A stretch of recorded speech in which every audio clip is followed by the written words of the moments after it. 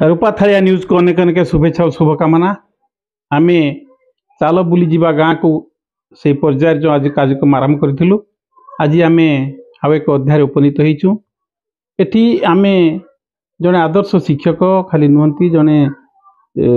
मनीष भल मनीष खोजा जाउथिबा बेले जड़े भल मनीष पाखे आम पहुँचु। एकाधारे गुरु आदर्श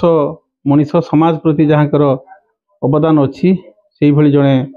व्यक्ति विशेष पाखे पहुँचु। तांकर पिला दिन केमिति कटिथिला से विषय आम आज पचारि बुझिबा। से आउ केही नुहति खैरा ब्लॉक डगरपड़ा पंचायतर डगरपड़ा गाँव जहाँकर जन्म श्रीयुक्त बनमाली दलई जड़े राज्यपाल पुरस्कृत आदर्श शिक्षक थिले। छात्र जीवन में बहुत दुख कष्ट शिक्षा अर्जन करी पुणी परवर्ती समय निजर अध्यवसाय बल निजर आत्मविश्वास बल सी बीए बीएड हो पारे एमए बीएड हो पारे निजर पारदर्शिता प्रदर्शन करी जड़े आदर्श शिक्षक भाव में निज गाँ माटी शिक्षकता जीवन अवसर नहीं आम सहित दुई पद अंतरंग आलाप करवा। सर आपन को अनेक अनेक शुभेच्छा और प्रणाम रूपा न्यूज को। सर आम आज आपण पाखे ये पहुँचीचु जे आम वर्तमान जो अवक्षयमुखी समाज समाज ध्वंसाभिमुख वर्तमान भल मनीष खोजा चली आपणकर समय पिलादिन केमती थिला आ वर्तमान पिलादिन बहुत भल थिला लेकिन वर्तमान वर्तमान कलुषित समाज वर्तमान पिला पिला बचन नाती समाज समाज अवस्था नाई कहारी किसी कहबनी कहला माने दोषटा निज गुरु। तेणु मुझे कौन कहि मुझे कहीपरना जे आप जाथे जे समय गड़ी गड़ी चलती मनीष आगे गई चलती सी गुरुजन लघुजन मान ना कि आम समय आम कौन करूँ ये आम गुरुजन चलला बेले आम पाद तो नौट पड़े बर्तमान समय आसी सी आई जो पाठ पढ़ेचु शतकड़ा 10 छाड़देले आउ जो 90 भाग से मनीष बच ना मुझे कौन कह सर आपनकर जन्म कौ मसीहा मोर जन्म हूँ 17/8/1950। बापा का ना कौन बापा तो भागवत दली आ माँ ना हूँ ये भावी भाव भाव बेउआ बेउआ। सर आपनकर प्राथमिक शिक्षा कोठी आरंभ प्राथमिक शिक्षा जो डगरपड़ा निम्न प्राथमिक विद्यालय उर्दू निम्न प्राथमिक विद्यालय तापर सर कौन पढ़ी चतुर्थ पंचम डगरपड़ा एम स्कूल पढ़ी तापर गली उपदा हाईस्कल कि उपदा हाईस्कल जावाई बहुत कष्ट करा पड़ी मरीगले बांछेंड साहब बांछेंड भाई मरीगले तो बहुत साहय कर अष्टम नवम दशम 4 वर्ष मो दायित्व नहीं मो पढ़ी पाठ नहीं दायित्व नहीं पाठ पढ़ी एवं निजे भात खर्च कर दाय बच्चे मोर खुड़ी रंभामणि रंभामणि रंभामणि तले से मरी डाकी कह बांस मो पुत्र को लेकिन धुआ का ना बेकार बुझो सब जन बात कर दे तो कई उत्साह नहीं आ मो पार्टी मो पिला तो मरी जाए मो कौन कर तू नहीं जा तो नहीं जा सी पढ़ी नहीं गले नहीं बोले धरदेले अष्टम में पढ़ी नवम अष्टम पढ़ी पैसा पढ़नी नवम पढ़नी दशम में पढ़नी दशम पाइली कौन स्कॉलरशिप गोटे पाइली से स्कॉलरशिप हिसाब मेकअप है तापर टेस्ट परीक्षा टेस्ट परीक्षा है टेस्ट परीक्षा पैसा दे पारे तेणु से सार मान कौन चांदा करदे परीक्षा समय चांदा कर मत खाଇବା समय डाक बहुत स्नेह कर आदर कर ट्यूशन पढ़ी मुझे चिर ऋणी एकादश परीक्षा देले हाँ तापर एकादश परीक्षा दे हाँ टेस्ट परीक्षा दे बापा से टेस्ट परीक्षा पूर्व माँ मरीगले अकाल घटला 13 दिन मुझे जाइए परीक्षा दी टेस्ट परीक्षा ताल कौन हेतु आप जापे मुझे अधिक कहीपर आपन को जे कांदिकाले परीक्षा देती कांदिकाले परीक्षा दी 800 मार्क 450 रखिली किंतु दुर्भाग्यवशत किंतु हाईस्कल परीक्षा समय कौन है डायरिया होगला परीक्षा दे पारे नहीं देती कि भल नंबर कमीगला फास्ट क्लास को 15 नंबर कमीगला तापर कौन कले आसी घर बसिली तापर सुजोग आसला कौन करी डगरपड़ा माइनस स्कूल भैकांट था बुझिली मो बड़ बापा थे चंद्रशेखर दली चंद्रशेखर दली सी कहे ना ताकू रखी से रखला मैंने बड़ असुविधा कर है ତାପରେ ମୋର ଥିଲେ ଏଠି ଆଉ ସେ ଖବରଟେ ପଠେଇଲେ କହିଲେ ଯେ ଏ ବନୋଳିଆ ସେ ଜଣେଙ୍କୁ ଆଣ ସେ ଏଇଟା ଆମର ରହିବେ ଚିଞ୍ଚଡ଼ା ହଁ ଚିଞ୍ଚଡ଼ା ପଲିସି ଚିଞ୍ଚଡ଼ା ଇଏ ନିରଞ୍ଜନ ପ୍ରସାଦ ବାରିକ ପଢ଼ୁଥିଲେ ଆହୁରି ମଧ୍ୟ ଅଧିକାଂଶ ଛାତ୍ର ମନେ ପଡ଼ୁନା ସିଦ୍ଧ ବେହେରା ଏ ପଢ଼ୁଥିଲେ ଭଲ ଭଲ ପିଲା ପଢ଼ୁଥିଲେ ଆଉ 2 ବର୍ଷ କଟିଲା ସେ ସମୟରେ ଆମର ଯୋଉ ପ୍ରଧାନ ଶିକ୍ଷକ ଥିଲେ ଟିକେ ଚୈତନ୍ୟ ପ୍ରସାଦ ନାୟକ ସେ କ'ଣ କଲେ ନା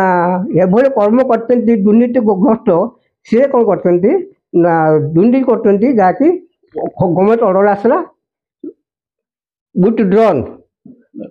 ହଁ ବୁଝେ ସ୍କୁଲ ୱିଥଡ୍ରନ୍ ତେଣୁ ସବୁ ଛାଡ଼ି ଦେଇଗଲେ ମୁଁ କ'ଣ କରିବି ସପ୍ତମ ପିଲାଗୁଡ଼ାକୁ କ'ଣ କରିବି ଷଷ୍ଠ ପିଲାଙ୍କୁ କ'ଣ କରିବି ତ ମୋ ସାଙ୍ଗ ଅଛି ଭୀମ ମୋର ଗୋଟେ ତା ଡାକିଲି ଭୀମ ଆରେ ଆମେ ଯେମିତି ମିଶିକି କ'ଣ କରିବା ପରୀକ୍ଷାଟା କରିଦେବା ପରୀକ୍ଷା କରିଦେଇକି ଆମେ ପଳେଇ ଯିବା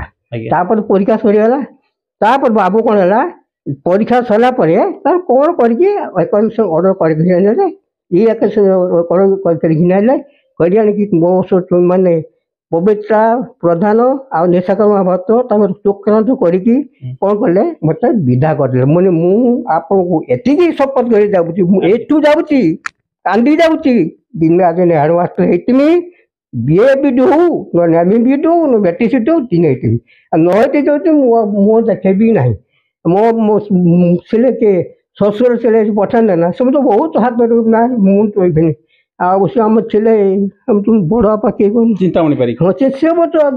ନା ଆପଣ ମୋତେ କ୍ଷମା କରନ୍ତୁ ଗୋଟେ ସେକ୍ରେଟାରୀ ଜଣେ ପ୍ରେସିଡେଣ୍ଟ ଜଣେ ସୁରେନ୍ଦ୍ର ବାରି ସେକ୍ରେଟାରୀ ପ୍ରେସିଡେଣ୍ଟ ଆମର ପବିତ୍ର ପ୍ରଧାନ ତାପରେ ନିଶାକର୍ମା ଭଟ୍ଟ କହୁଛନ୍ତି କ'ଣ ଇଏ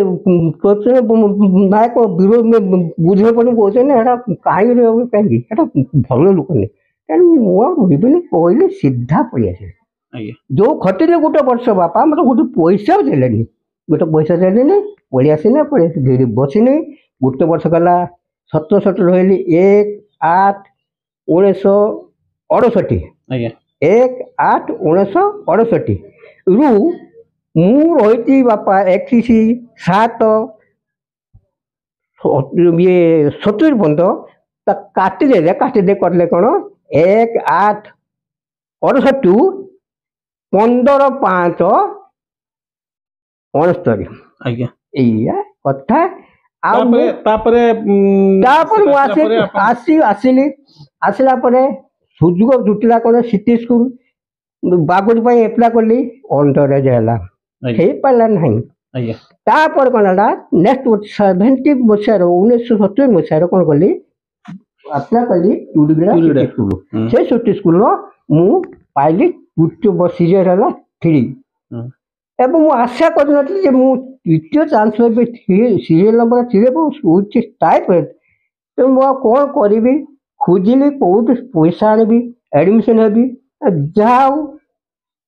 ଯାହା କିଛି ରଖିଥିଲି କିଛି ସଞ୍ଚୟ କରି ରଖିଥିଲି ତାକୁ ନେଇକି ଠିକ୍ ସମୟରେ ଯାଇକି ଆଡ଼ମିସନ୍ ନେଲି ଏବଂ ହେଡ଼ମାଷ୍ଟର ଦେଖା କଲି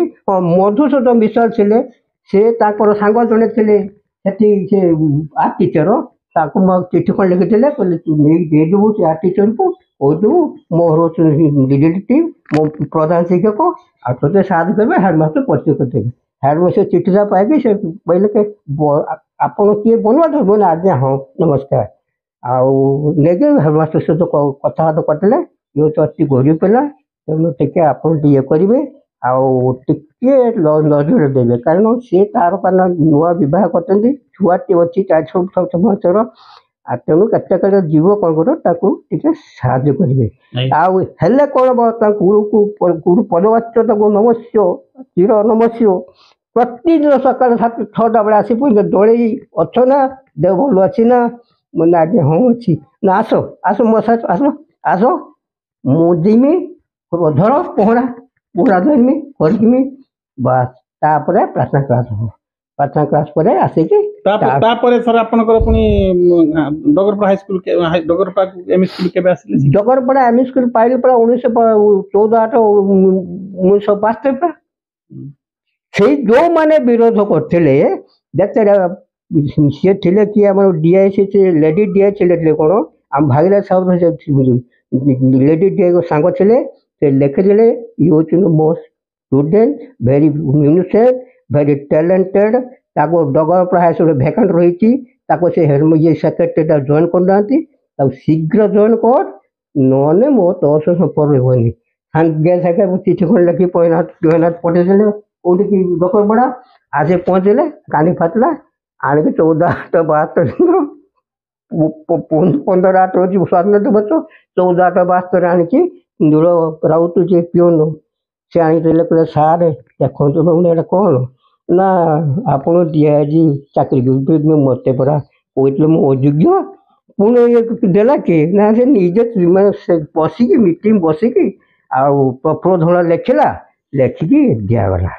ମାନେ ହଉ ମୁଁ କାଲିକି ତ ତାପରେ ସାର୍ ବିଟ୍ କେବେ କଲେ ବିଟ୍ ମୁଁ ଗଲି 1980 ଅବସର ଅବସର କେବେ ଅବସର 31/8/2008 ସାର୍ ତାହେଲେ ଆମର ଆଉ ଗୋଟେ କଥା ରହିଛି ଯେ ଆପଣଙ୍କ ପିଲା ଦିନରେ ଆପଣଙ୍କର ଗାଁର ସ୍ଥିତି କ'ଣ ଥିଲା ବର୍ତ୍ତମାନ ଗାଁର ସ୍ଥିତି ଗାଁର ସ୍ଥିତି ବରଂ ଭଲ ଥିଲା କିନ୍ତୁ ବର୍ତ୍ତମାନ କଳୁଷିତ ସେତେବେଳେ ମାନେ ଲୋକ ଶତ୍ରୁତା ନା ନା ସେ ସବୁ ନଥିଲା ସମସ୍ତେ ଭଲ ପାଉଥିଲେ ସାହାଯ୍ୟ ସହାନୁଭୂତି ଆମେ କେବେ ଚଳିଥାନ୍ତି କେମିତି ମୁଁ ତ ଗୋଟେ ଗରିବ ପିଲାଟା ମୁଁ ଚଳିଥାନ୍ତି ମୁଁ ସାହାଯ୍ୟ କରୁଛନ୍ତି ମୁଁ ମାନିତେ ମାନେମିନି ମୋତେ ସମସ୍ତେ କେହି ମୂଲ୍ୟ ଦେବ କହୁନ ସମସ୍ତେ ସାହାଯ୍ୟ କରିଛନ୍ତି ଏବେ ଆପଣଙ୍କ ପିଲାମାନେ ତ ସବୁ ଉଚ୍ଚ ଶିକ୍ଷିତ ଭଲ ଭଲ ଭାବରେ ପିଲାମାନେ ଅଛନ୍ତି ପିଲା ବି ବାହାରେ ବିଦେଶରେ ଅଛନ୍ତି ଝିଅ ଜ୍ୱାଇଁ ସମସ୍ତେ ଖୁବ୍ ସୁଖରେ ଅଛନ୍ତି ଏବେ ଆପଣଙ୍କର ଭବିଷ୍ୟତ ଲକ୍ଷ୍ୟ କ'ଣ ଅଛି ସାର୍ ଏଇ ଯେଉଁ ଯେତିକି ଦିନ ଆପଣ ଆଉ ସମାଜରେ ଇଏ ଧାମରେ ରହିବେ ଆପଣଙ୍କର କ'ଣ ଶେଷ ଇଚ୍ଛା କ'ଣ ଅଛି ଶେଷ ଇଚ୍ଛା ଅଛି ମୁଁ କ'ଣ ବା କହିବି ମୁଁ ତ ବେଳୁ ତ କର୍ମ ନେଇଯାଉଛି ନା ମୁଁ ଟିକେ ଏଇ ତ ନେଇଛି ତ ଏଇ ଧର୍ମ ନେଇଛି ମାନବ ଧର୍ମ ନେଇଛି ନା ଲାଷ୍ଟ ମତେ ଏଇ ଧର୍ମ ନେଇନି ସିଦ୍ଧାନ୍ତ କଲେ ମୁଁ ଆଉ କାଳେ ଯିବିନି ଆଉ ନିରଞ୍ଜନ ବାବୁ ଲକ୍ଷ୍ୟ କରିବେ ଏଇ ଯୋଉ ଗଲା 11 ତାରିଖ ଦିନ ସମ୍ମିଳନୀ ହେଇଥିଲା ଆମର ମନ୍ଦିର ଆଗରେ 2 ବାଇକ୍ ଆସିଥିଲେ ଅଞ୍ଜନା ବାଇକ୍ ଆଉ ତାଙ୍କ ବଡ଼ ଭଉଣୀ 2 ଜଣ ଆସିଥିଲେ ସେ ଯୋଉ ଭାଷଣ ଦେଲେ ହଉ ତମ ଶ୍ରଦ୍ଧେୟ ହଉଛି କି ଛାତ୍ର ହଉଛି କି ପ୍ରକାଶ ସାମଲ ସେ ମଧ୍ୟ ସେ ମୁଖ୍ୟ ସେଇ ମତେ ସେଇ ଆଡ଼ିକି ଗତି କଲେ ମୁଁ ଯିବା ଲୋକ ନୁହେଁ ମୋ ସ୍ତ୍ରୀ ତାଙ୍କୁ କହିଲା ଯେ ପ୍ରକାଶ ତୁ ପଚାରିଲେ ସାର୍ଙ୍କୁ ସାର୍ ଯିବେ ମୁଁ ଯିବି କି ସାର୍ ଯିବେ ନା ମୋତେ ପଚାର ପୂର୍ବରୁ ମୁଁ କହିଲି ହଁ ରେ ମୁଁ ଯିବି ମୁଁ ତ ଆଗରୁ ଭାବୁଥିଲି କିନ୍ତୁ କହୁନଥିଲେ କାହିଁକି ନା ତୁ ମୋ ଛାତ୍ର ମୁଁ କହୁନଥିଲି ମୋତେ ଗୋଟେ ସଙ୍କଟ ଲାଗୁଥିଲା ମୁଁ ଯିବି ଆଉ ତାପରେ ହାଟ ପରେ ହେଲା ସମ୍ମିଳନୀ ହେଲା ମୁଁ ଗଲି ବସିଲି ତାଙ୍କ ଆଗର ବାଇକ୍ ଭାଷଣଟା ବସିଲି ଲାଷ୍ଟ ମୋର ବାଇକ୍ ଡାକି ପଚାରିଲେ ଆପଣ ନାଁ କ'ଣ କରନ୍ତି ଶିକ୍ଷାର ଯୋଗାଯୋଗ କାଟେ ପିଲା ନାଁ ପଚାରିଲେ କ'ଣ କରନ୍ତି ପଚାରିଲା ପରେ ମୁଁ କହିଲି ଯେ ଏଇଆ ନା ଆପଣ ଏଇ ଧର୍ମ ଦେଖିବା ଆପଣ ଆଜି ସବୁ କ'ଣ ଶିଖିଲେ କ'ଣ ମୁଁ ଆଉ କହିଲି ମୁଁ ବାଇକ୍ ଆଉ କ'ଣ କହିବି ମୁଁ ଆପଣଙ୍କ ଭାଷଣ ପରେ ପୁରା ମଜି ରହିଛଟା ମୁଁ ସିଆଡ଼େ ଚାଲିଯିବି କଥା ମୁଁ ଆଧ୍ୟାତ୍ମିକ ଆଡ଼ିକି ମୁଁ ଚାଲିଯିବି ନା ଆସନ୍ତାକାଲି ଚକ୍ର ଘରେ ହବ ଆପଣ ଆସିବେ ତ